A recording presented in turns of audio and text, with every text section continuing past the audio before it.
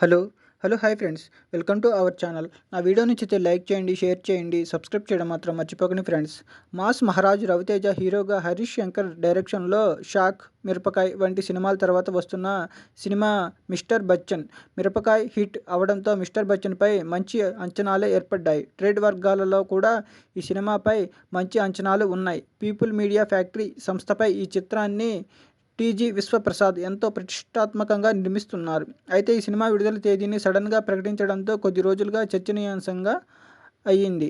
పైగా షూటింగ్ కూడా ఇంకా పెండింగ్లో ఉంది. మరోపక్క ఆగస్టు 15కి మిస్టర్ బచ్చన్తో పాటు రామ్ పూరి, ఇలా డబుల్ స్మార్ట్ శంకర్ కూడా రిలీజ్ కాబోతుంది. ఇన్సైడ్ టాక్ ప్రకారం మిస్టర్ బచ్చన్ గురించి రకరకాల ఊహాగానాలు వినిపిస్తున్నాయి. ఈ సినిమా డిజిటల్ రైట్స్ని నెట్ఫ్లిక్స్లో సంస్థకి అమ్మారు. వాళ్ళు ఎట్టి పరిస్థితుల్లోనూ ఈ సినిమాని ఆగస్టు 29 లేదా సెప్టెంబర్ 6వ తారీఖు స్ట్రీమింగ్ చేస్తానని చెప్పారు.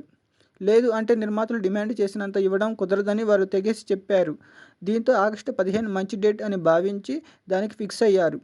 నిర్మాతలు ఒకవేళ సినిమాకి హిట్ టాక్ వస్తే కనుక 2 వారాల పాటు క్యాష్ చేసుకునే అవకాశం ఉంది. బయర్స్ పెట్టి వెనక్కి రప్పించడానికి ఆ మాత్రం టైం సరిపోతుంది. నా వీడియో నచ్చితే లైక్ చేయండి, షేర్ చేయండి, సబ్స్క్రైబ్ చేయడం మాత్రం మర్చిపోకండి ఫ్రెండ్స్. Thanks for watching.